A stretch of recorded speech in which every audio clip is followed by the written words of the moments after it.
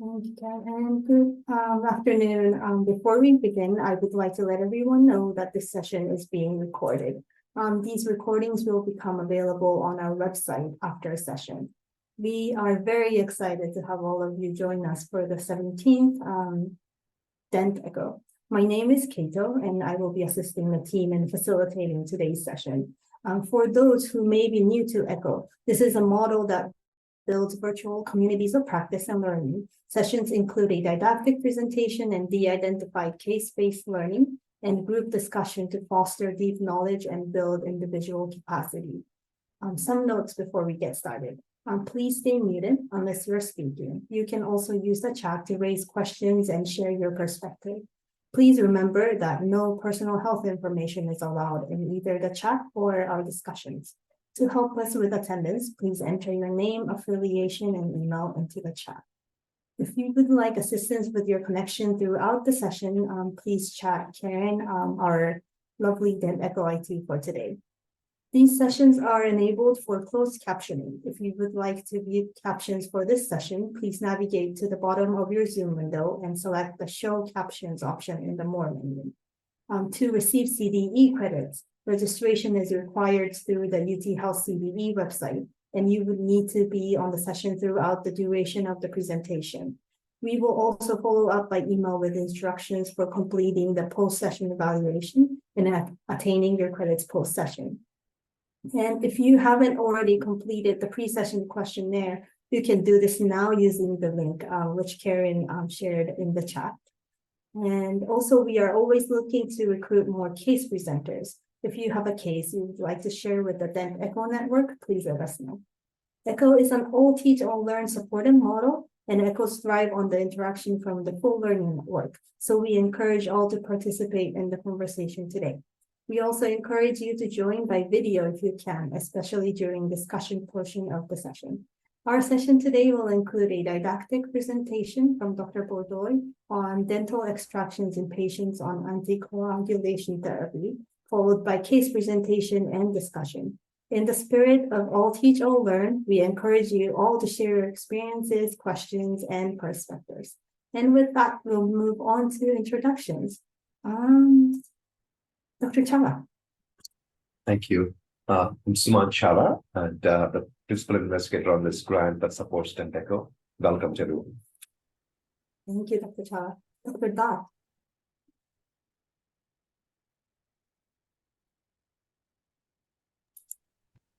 Hi, I'm Shohini Dhar, Assistant Professor with the Department of Comprehensive Dentistry, one of the co-directors with Dent Echo. Welcome, everyone. Looking forward to your presentation, Dr. Bordoy. Thank you, Dr. Dot. And Kathleen. Good afternoon and welcome. My name is Kathleen Weeks, and I am the co-director for Dent Echo. Thank you for taking the time to join us today. And Dr. Bordoy. Hello, I'm Dr. Bordoy, one of the OMS faculty.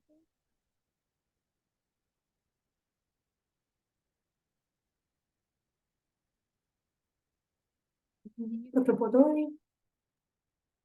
Try speak. Can you hear me? Yes, now? now we can hear you. Yes. All right. I'm Dr. Bordoy.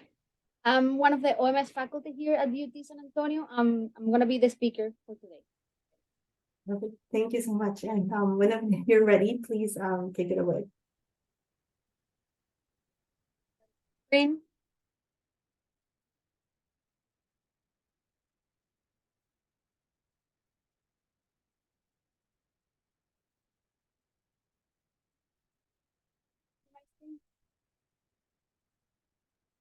It's great. Perfect. So we can start. Today we're going to talk about dental extractions in patients on anticoagulation therapy, but also I think it's better to say antithrombotic therapy because we're going to talk about also antiplatelets. It's something that we see very often in our clinic, and I know that you guys in your daily practice is something very common to see nowadays, this patient on these medications and knowing how to manage these patients. So these are the objectives for the presentation. It's just to understand the principle of the medication of this anticoagulation and antiplatelet therapy and the impact that this medication has in the procedures that we do in our daily practice. Also, we're gonna identify the common anticoagulant medications and their management. We need to know a little bit about the mechanism of action, how they work, when to consult the physician. Also, we're gonna learn about the precaution techniques and protocols to perform this dental surgery or dental procedures in a safe manner in these patients. And we're gonna discuss two cases that we had here in our clinic and in the hospital.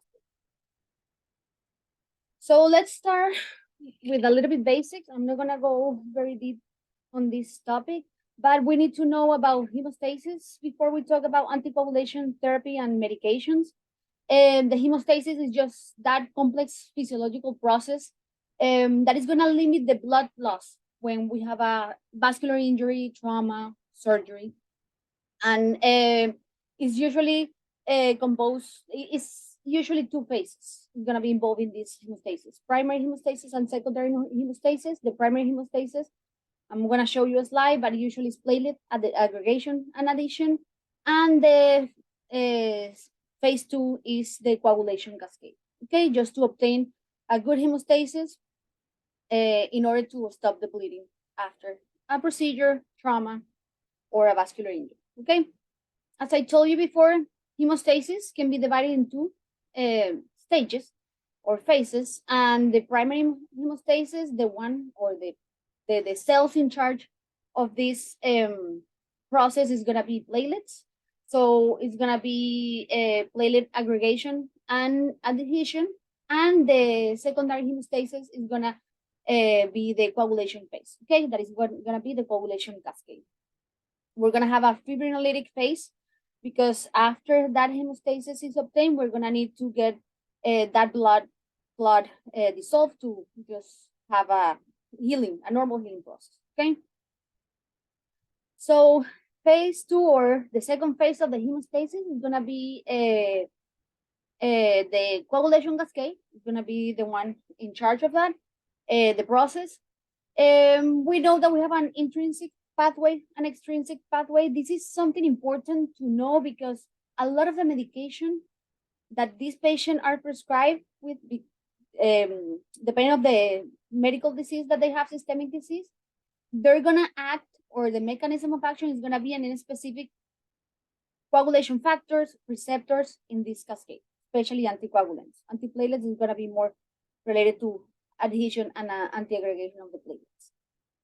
We have some lab work that we can use to measure those two pathways, intrinsic and extrinsic. Usually extrinsic, we use PT and INR. That's why warfarin is monitored with INR, and the PTT for the intrinsic and common pathway.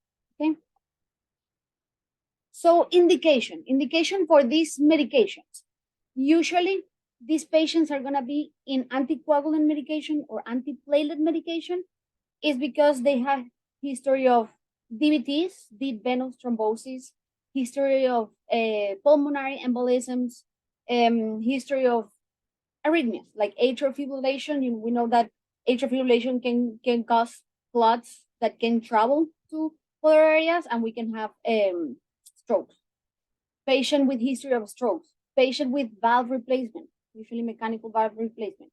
So those are usually the indication for anticoagulation therapy. In this chart, we can see the anticoagulant medications. Usually, we're going to talk about each one with the mechanism of action, the most common that you see usually daily basis in your practice in these patients. Heparins, we don't see them a lot or very often, especially with the new anticoagulants that we have nowadays, but also heparins are used in the hospital, like for acute setting, or when the patient is as an inpatient, or when we're doing bridge therapy with warfarin. The most common one, warfarin, you're gonna see it very often. That is a vitamin K antagonist. We also have direct thrombin inhibitors. Maybe you have heard about the Vigatran. We're gonna talk about that one also. And the novel or the new anticoagulants that the mechanism of action is inhibiting the factor 10A. Okay. And we have heard about Xarelto, Eliquis. It's very common to see patients on those medications. These are the antiplatelet medications that you also are gonna see often. patient on aspirin. I think maybe 95% of our patients are gonna be taking aspirin. And I'm gonna explain you what is the mechanism of action and why aspirin is an antiplatelet aggregation medication. NSAIDs, I'm gonna show you why. Also, NSAIDs, we know that if a patient has a risk for bleeding or the bleeding risk is high, they shouldn't be taking NSAIDs because they also block the same pathway, COX enzymes as an aspirin medication.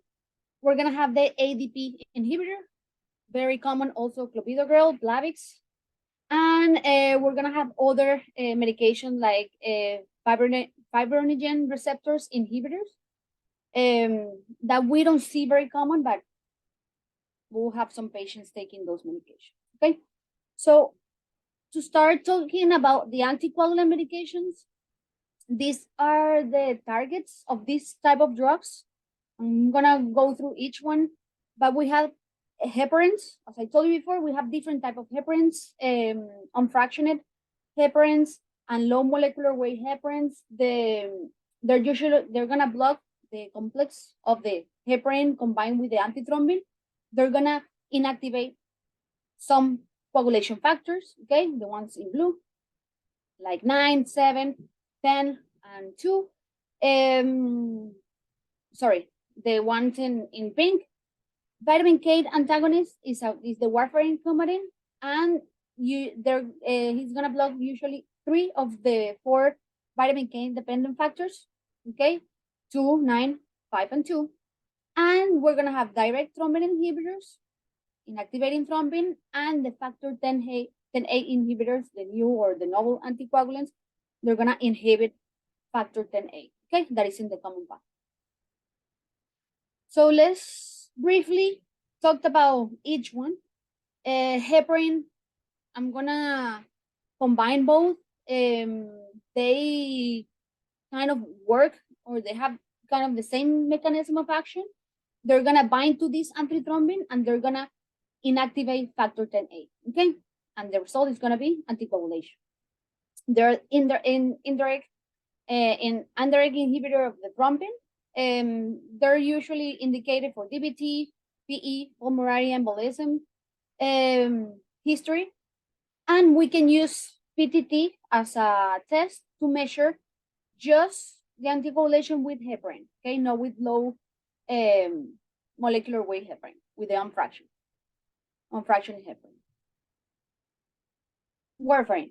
We're not gonna see heparin very often unless we're doing a bridge therapy or the cardiologist doing a bridge therapy and patient with warfarin. We're not gonna see very often patients coming to your office just with heparin, okay?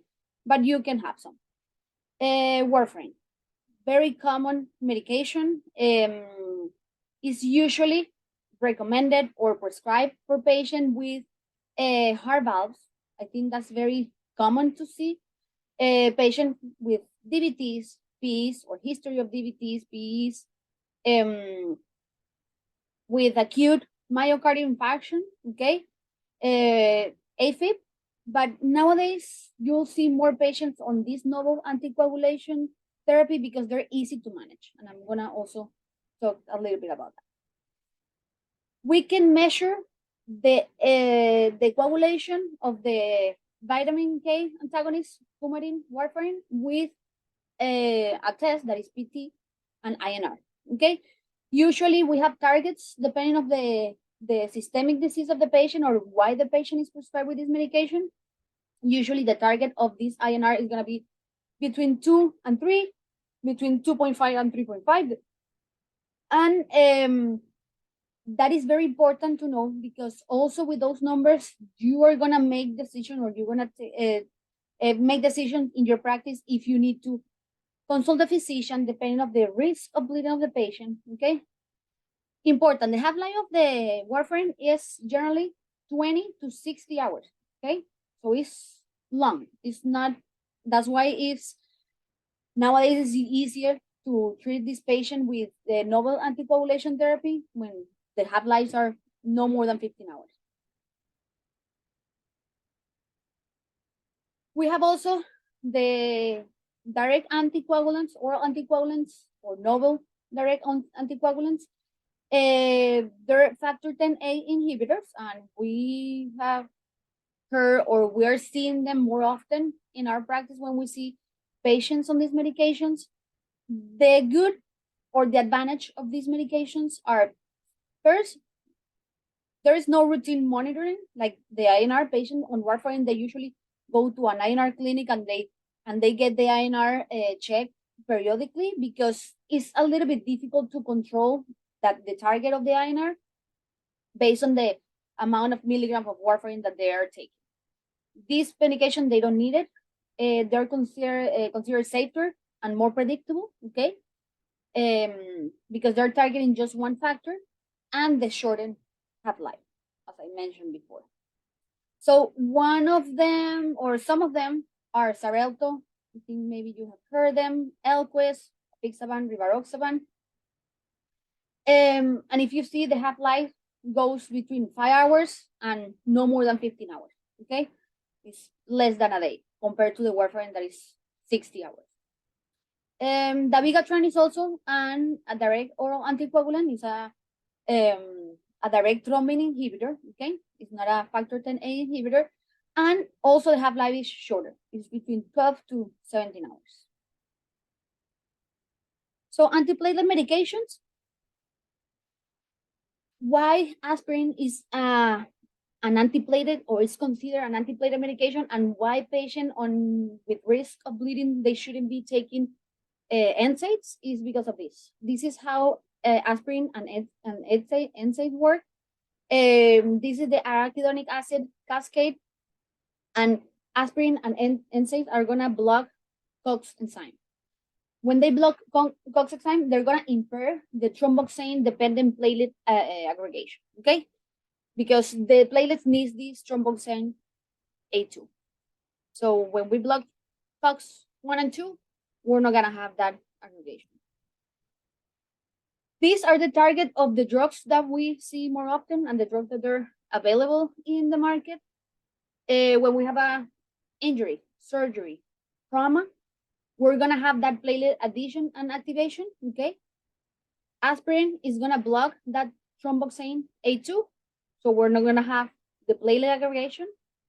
We're gonna have the clopidogrel that is an ADP inhibitor, so that's why we're not gonna have, we're gonna have the same result, not platelet aggregation. And also these GP 2 and 3 antagonist receptors, also they're gonna inhibit the platelet aggregation, okay? So aspirin, okay? Aspirin is a thromboxane A2 inhibitor, okay? It's gonna inactivate the platelet COX-1, okay? That is it's crucial, it's an enzyme that is crucial for the synthesis of the prostaglandin and thromboxane, okay? If we don't have thromboxane production, that leads to a permanent inhibition of the lifespan of the platelet, okay? The plasma half-life of the aspirin is 20 minutes, but even if it's short half-life, that doesn't mean that the platelet life is not gonna be impaired. So you're gonna have also an impairment on this platelet life, and usually we know that platelet life goes between 7 to 10 days because it's something irreversible, okay? ADP receptor antagonist, clopidogrel, Plavix, okay? They're gonna also irreversibly block the binding of ADP to the platelet receptor, okay? And they're gonna inhibit platelet aggregation. Half-life is usually 6 to 8 hours, okay? But the effect of the clopidogrel may last 5 to 7 days. This is because they irreversibly inhibit the platelet aggregation. And the receptors, GP3/2 receptors antagonists, these receptors, they're gonna be in the activated platelets, okay? So if they are blocked, they're gonna prevent the fibrinogen and von Willebrand factor from binding. And this process is very important for platelet aggregation, okay? So if we don't have that fibrinogen and the von Willebrand factor binding, we're not gonna have platelet aggregation. This is gonna result in more than 80% of the inhibition of the platelet aggregation. This is the summary, and I know that it's gonna be posted. You can use it. This is not very updated paper, but it's very up to date with information.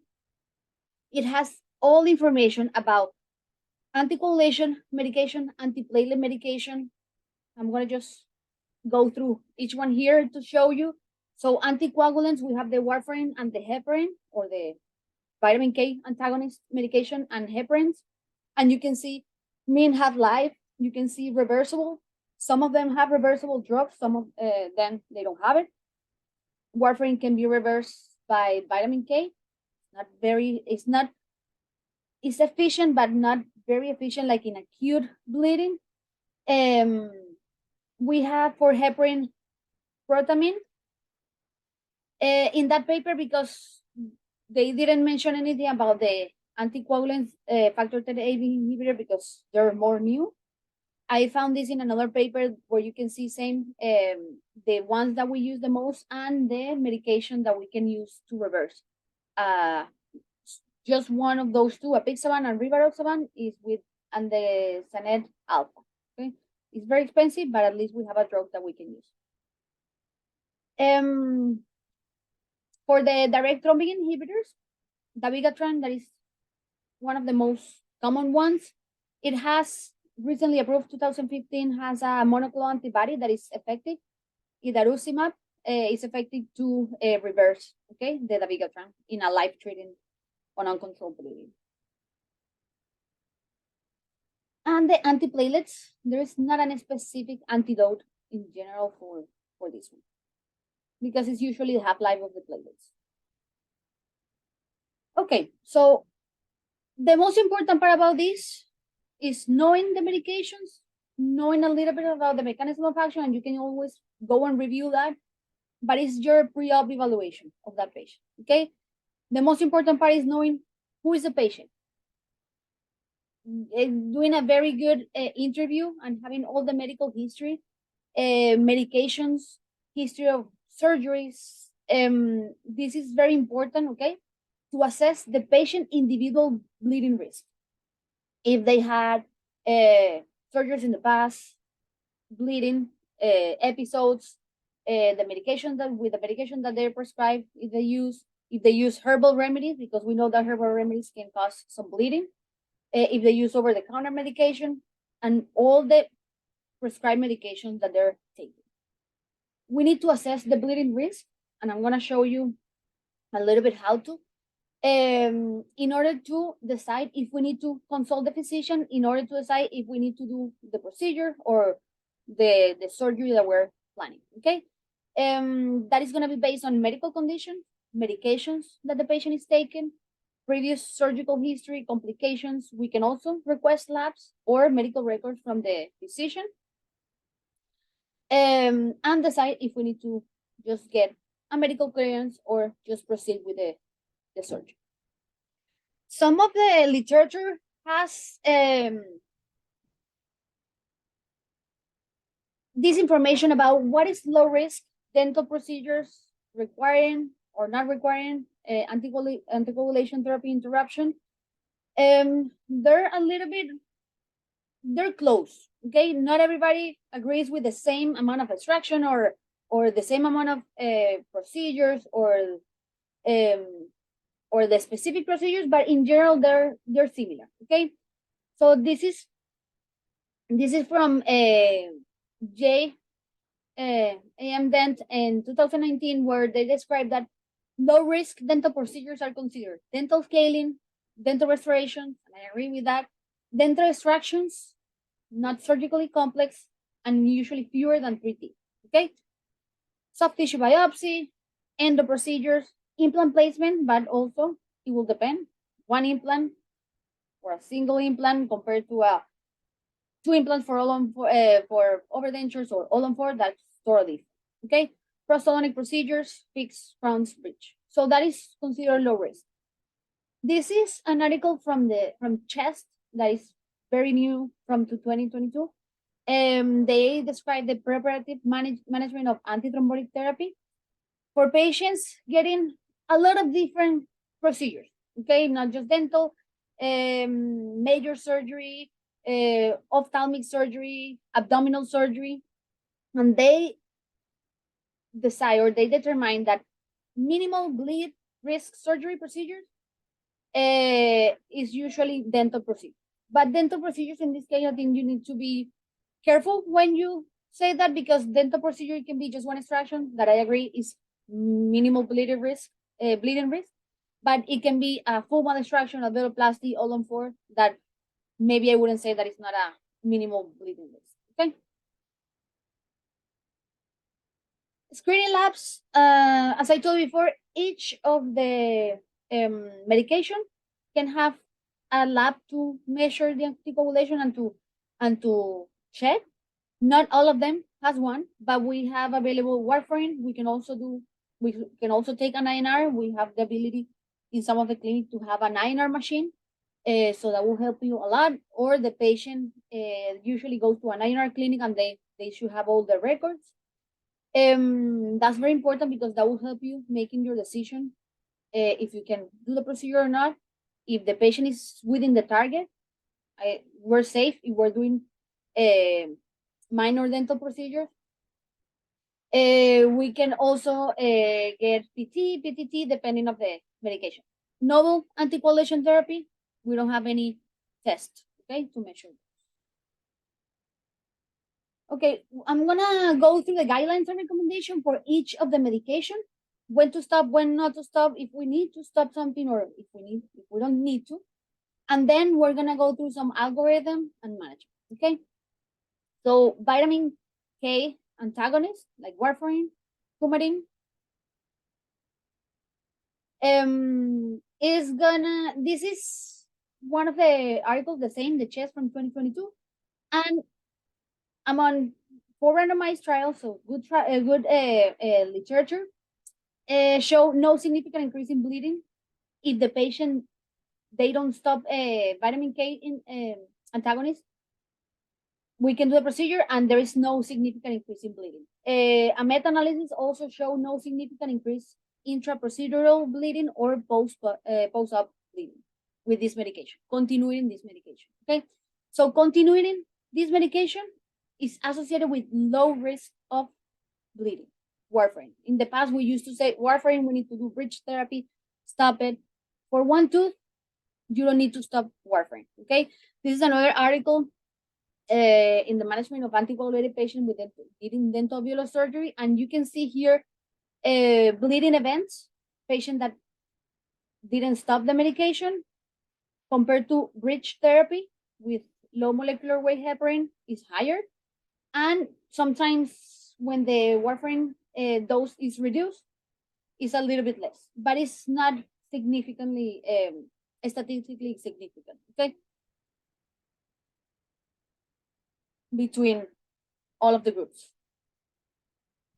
This is an article that I'm gonna use. I'm gonna show you this for some of the drugs. This is how they describe or how they present the evidence. Level A and B, always see, when you see level A and B, there are multiple randomized controlled trials, so good level of evidence. When you see 1A, 1B, or 2A, usually meta-analysis, systemic reviews. Also, A and B in here, meta-analysis and high level of evidence, okay? This is the definition of the grade of the recommendation. Is how they recommend to do this protocol or whatever they recommend in the article. So you're gonna have class 1, class 2, usually like benefit outweighs the risk and the protocol or the indication should be performed. When you start going down C or 2B or 3, usually the risk outweigh the benefit. This is just to explain you because I'm gonna go through each of the medication with that specific data, okay? So this is warfarin. So warfarin, if you see here, you're gonna have level of evidence and recommendation. degree. So no stopping medications, okay, including instructions, good evidence with a high grade of recommendation. Important, INR is important, okay? When the INR is less than 3.5, you don't need to modify any therapy with the warfarin, okay? With a single dental extraction or not contiguous teeth, less than 3. When that INR is above that 3.5, you should discuss with the physician, okay? Because you're not within the target. And most likely that patient is gonna bleed. And that has high level of evidence with a high grade of recommendation. Okay. Do not discontinue this antithrombotic medication for simple surgeries, less than 3 teeth, gingival surgery, periodontal scaling, if the INR is less than 3. And do not discontinue or modify dose of warfarin in patient undergoing minor dental procedure. So high level of evidence with high grade of recommendation. This was a comparison between warfarin and the novel direct oral anticoagulants, okay? And there is no, or there was not significant difference between post-extraction bleeding events between the two groups, warfarin patients and patient on direct anticoagulants like factor 10A inhibitor, okay? 91% of the bleeding events were mild, and usually they could be controlled with just local measures. So dental extractions and less invasive procedures may be safely performed using local hemostatic measures without modifying or interrupting any of these two anticoagulants. The most important part is don't finish this lecture thinking I don't need to stop anything. It's based on what you do, what you're doing, how many teeth are you extracting, what is going to be your procedure, okay? Direct oral anticoagulants, this is also from the CHEST paper, where they suggest stopping apixaban 1 or 2 days before surgery, okay? This recommendation is low, but this is gonna be based on the medical history of the patient, why the patient is prescribed with this medication. The good part about this medication is it's easier to stop the medication and resume the medication when the patient are able to do it, and the physician is gonna be the one determining that, okay? If you're thinking about doing one extraction, I don't think that you need to stop any blood thinners. If you're thinking about doing more than that, you should request a drug holiday, okay? I'm gonna give you all this data, okay? But in general, you shouldn't be interrupting any anticoagulation therapy, and the novel direct oral anticoagulants, it will depend on the type of the procedure and how much. And it's usually, I'm gonna show you a chart, it's usually, you can stop it 1 or 2 days, depending on the bleeding risk, and then resume it the day after the surgery. So this is another paper where the administration of this medication, novel oral anticoagulants, they don't need to be interrupted in most dental treatment. Usually hemostatic agents, local measures are sufficient to achieve hemostasis. They recommend 1 day of discontinuing this medication. I think it will depend, as I told you before, depend of the procedure that you're doing. Maybe implant surgery, multiple tooth extractions, deep scaling, okay? And this is gonna be a consult that you have to have with the cardiologist or the physician prescribing the medication. This is a paper also about direct oral anticoagulants. They divided the groups in patient with comorbidities and patient with non-comorbidities. The patient with comorbidities, they had extraction of not contiguous teeth, usually 1 to 2 teeth, no bleeding at all. So you see that not stopping the medication is fine for these minimal risk procedures. Extraction of contiguous teeth, okay, it was 23 patients, 2 or 3, and they have mild bleedings or 1 moderate bleeding, okay? They describe that usually these 2 causes of bleeding could be controlled by the dentist. First, try to not do contiguous teeth. You can stage the procedure if the patient are not if they are not able to stop the medication. And also, if you do the procedure at least 4 hours after the medication is taken by the patient. Okay. If you need more than that, always consult the physician. The physician always can tell you, I'm sorry, I cannot stop the medication.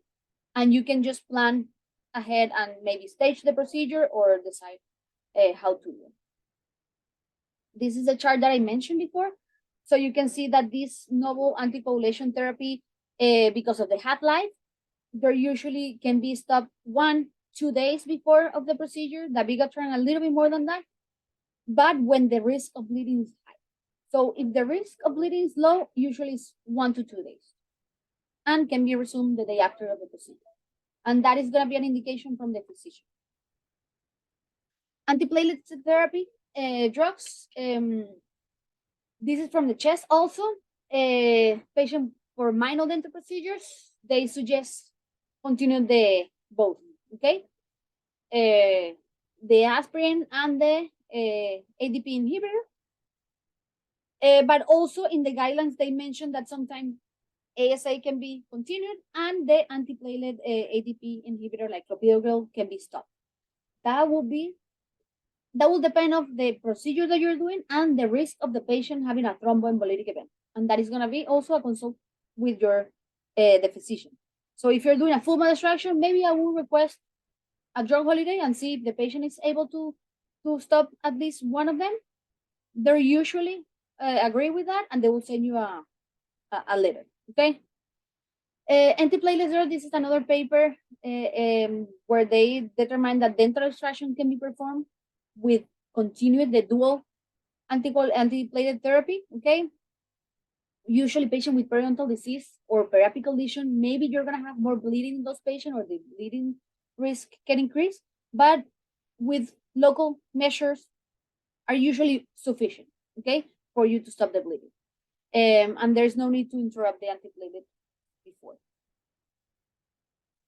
Same paper. So if you see here, antiplatelet medication do not interrupt ASA, that is the aspirin, high level of evidence, high level of recommendation, and do not alter or stop single or dual antiplatelets for invasive dental treatment. So not even for invasive dental treatment, sometimes you need to stop both when they're on dual. Dual is usually aspirin and clopidogrel or any other antiplatelet medication. Okay, so pre-op, intra-op, and post-op measures that you should take or you should think about when you're treating these patients. Pre-op measures, if the patient is on warfarin, take an INR, know the INR of the patient. If the INR is out of the target, talk to the physician. If your procedure includes more than 4 teeth or is a more invasive dental procedure, talk to the physician. Okay.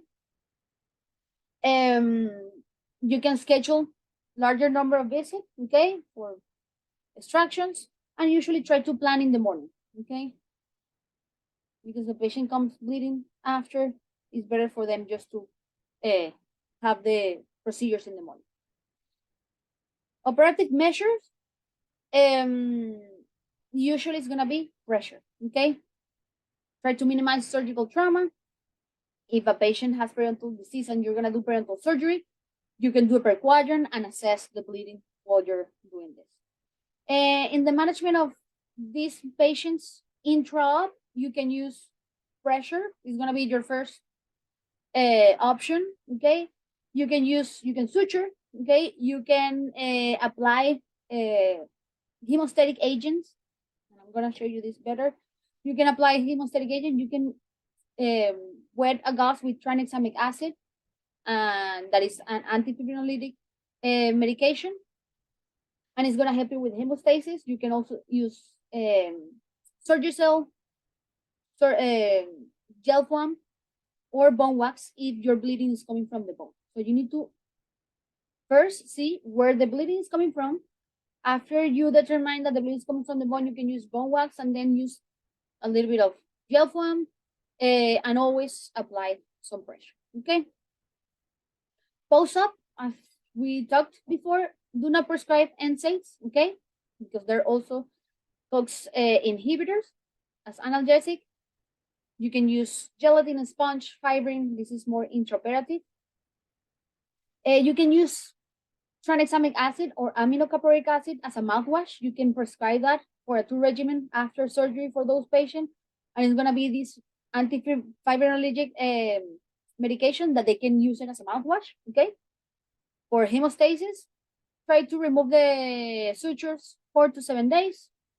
Always compress with gas. Explain the patient, give the recommendations, give enough gas, and give numbers that they can call or alarm signs that they can check, okay?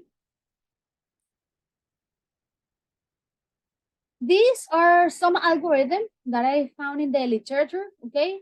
On how to treat this patient, okay? When you get a patient in your chair and you're thinking that you need to do some extractions or root scaling. If the dental procedure is low risk, and this is gonna be determined by you as a provider, I don't wanna give you a rule like less than 2 teeth or like a cutoff. You're gonna decide what can be a low risk, moderate risk, and high risk of bleeding.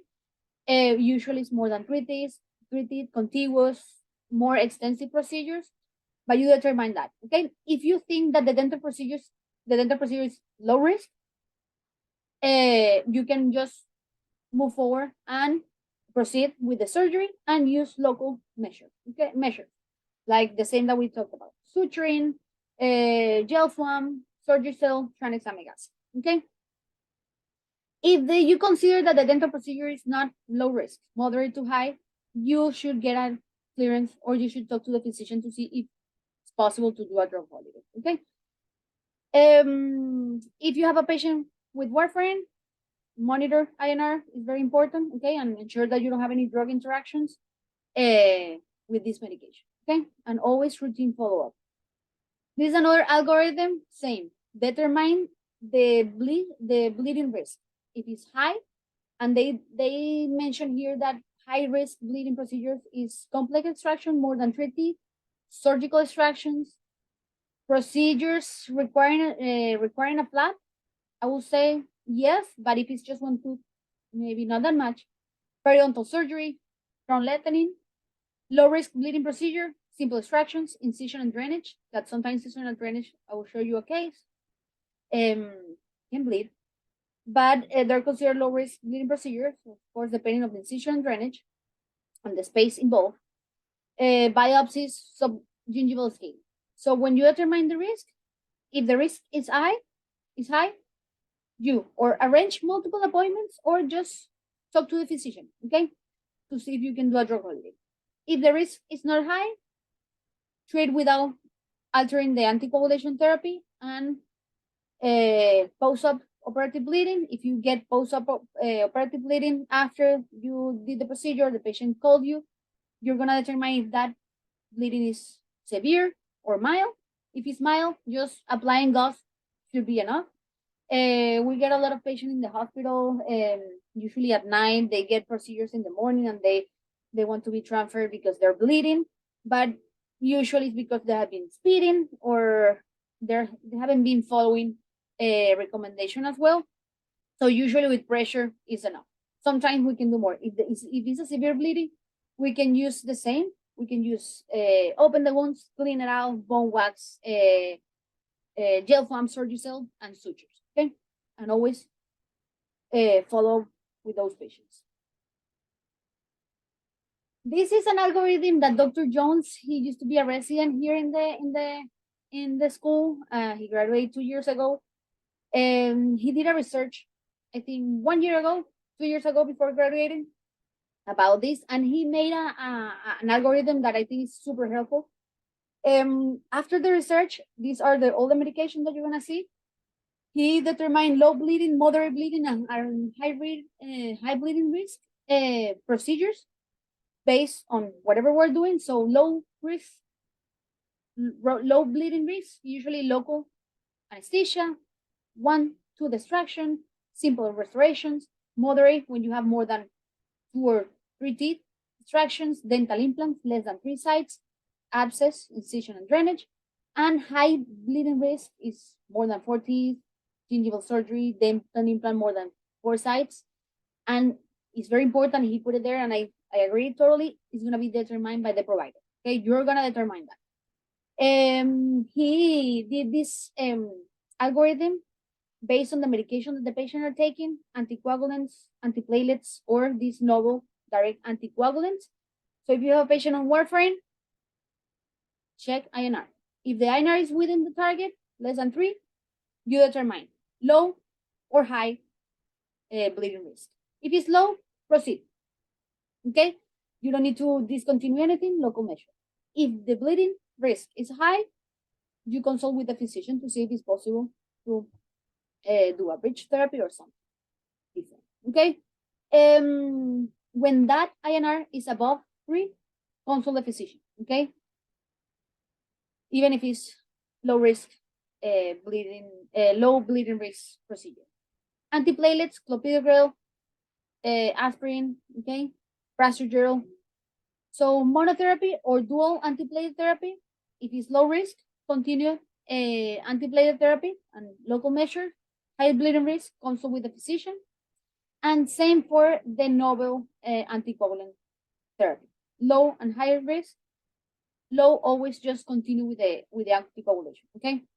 And you determine that, but I think 1 to 2 teeth not contiguous is safe just to proceed with surgery. I don't know if you wanna just stop here and maybe if someone has any questions.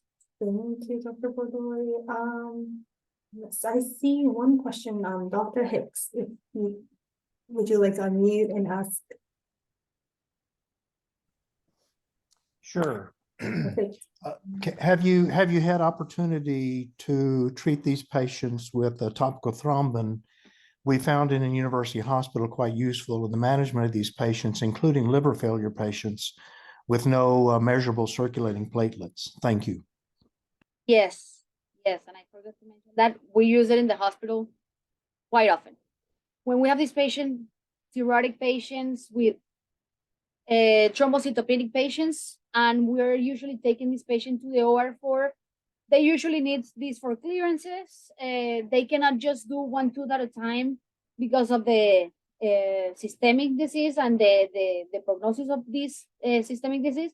We usually use thrombin, okay, topical thrombin. So we clean, we do the extractions, we use topical thrombin, and we suture. We use different type of local measure, but we use thrombin, and also sometimes in the ER when we need it for those patients, and it's very, very helpful.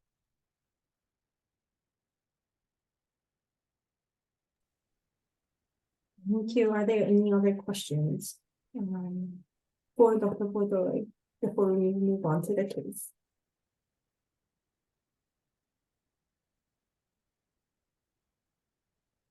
Dr. Godoy, back to you. Good. Okay. So let's just sharing the screen. Can you see my screen?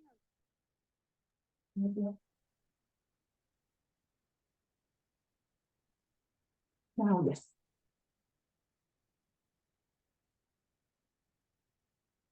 Okay, this is just 2 cases.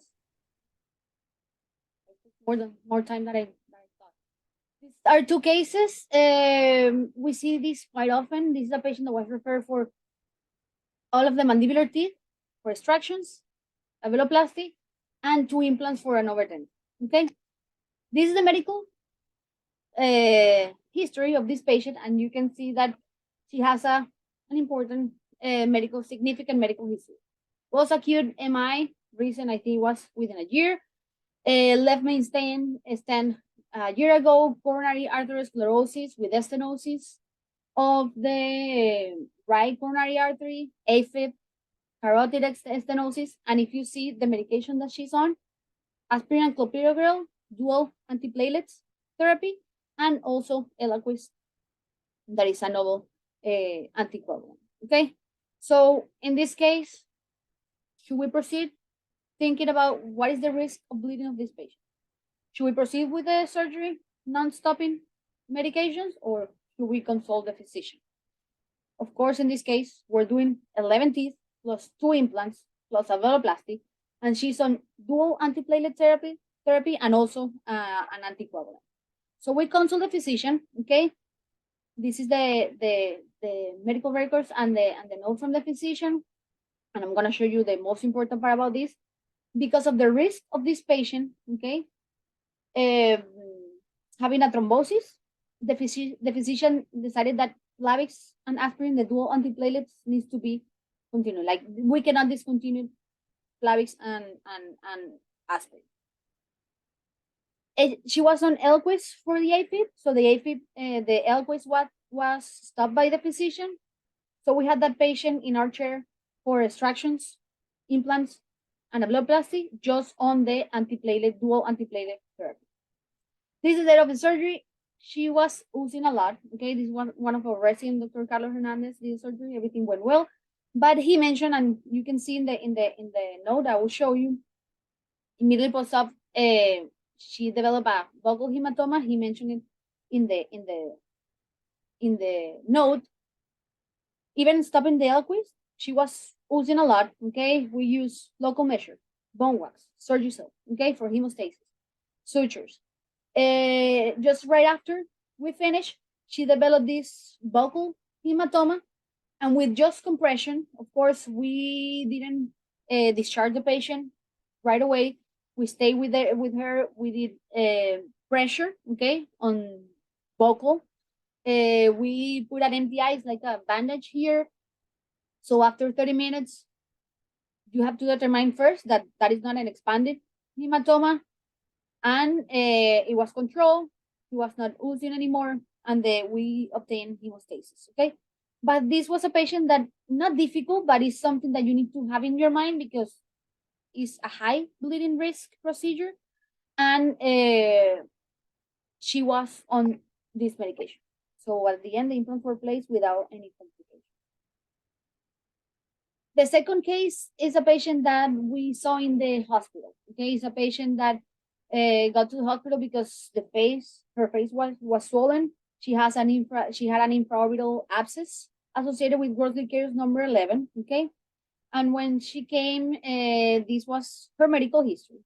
So coronary artery disease, history of MI, 2014. She has end-stage renal disease on hemodialysis because she was born with one kidney, and she was on Eliquis and aspirin as a antiplatelet and anticoagulant medication. Okay, so in those cases, what are the options? Sometimes you always think about, yes, let's consult the physician. This patient is in the ER, and you can see here in the photo, she's in the ER with an infraorbital abscess. The abscess is already going up, involves the lower eyelid, and we know the possible complication that we can have is the spread of that infection, cavernous sinus infections. So sometimes we cannot wait, right? So what are the options? Use antibiotic and request a cleaning to stop the blood thinners, or to treat the patient in the hospital, knowing that she was on this anticoagulant medication. We performed the incision and drainage. Okay, it was performed in the hospital, because the risk outweighed the benefit, outweighed the benefit of waiting on a clearance from the physician. We couldn't wait because of the infection, so we performed the incision and drainage and extraction of number 11.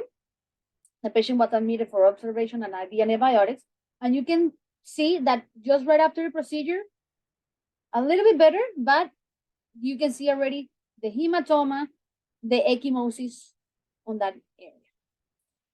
That was expected because we were thinking about the anticoagulation therapy. We left a drain because if you close that can be a hematoma that can get worse.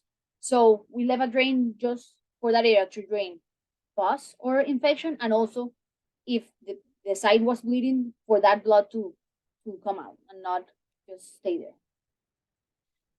This was the patient 1 week follow-up. And if you see this, is a little bit crazy because this is not normal. This is not what you see in a patient after you do an incision and drainage.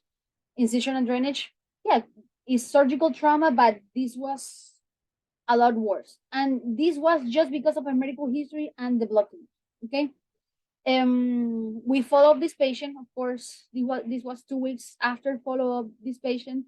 Got better, and this was 4 weeks after, okay? So knowing what can happen, but putting in a balance what we have to do, okay? If we wait for a clearance, can we stop the Eliquis and then the infection can spread to other spaces and can get worse, or just waiting for the clearance or doing the procedure, sorry, and dealing a little bit with the intra-op complication and also post-op complications. So take home points, the most important part, as I told you before, knowing the medical history of your patient, including medication list. If you have a patient that comes, sometimes we have oral historian patients that come saying, I take this little pill, the white one, the red one, and we don't know exactly what it is. Request, sometimes I request not a clearance, but I request to the physician medical record. This patient reports this, but we're not sure.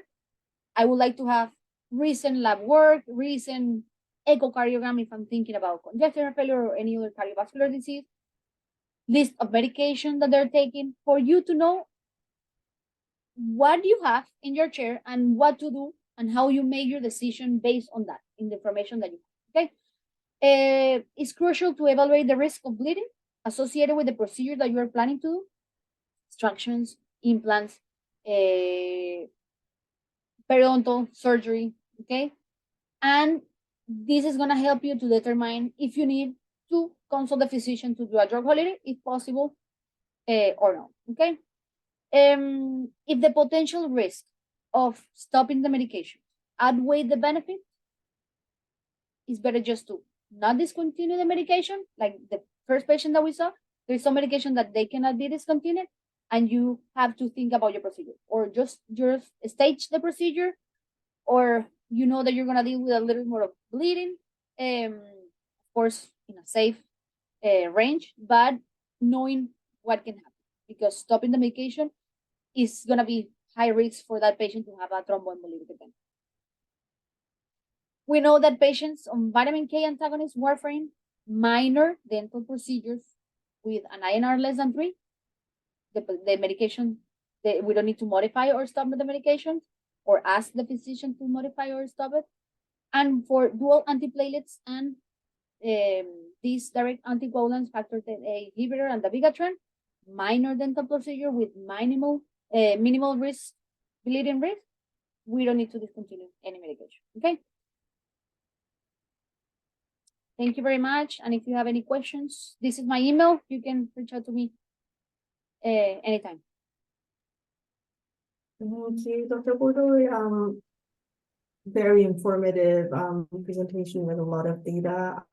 We'll have the slides and recordings after session on our DentEcho website for anybody who wants to visit. Does anybody have any questions? I think we have time for one or two questions for Dr. Bordoy.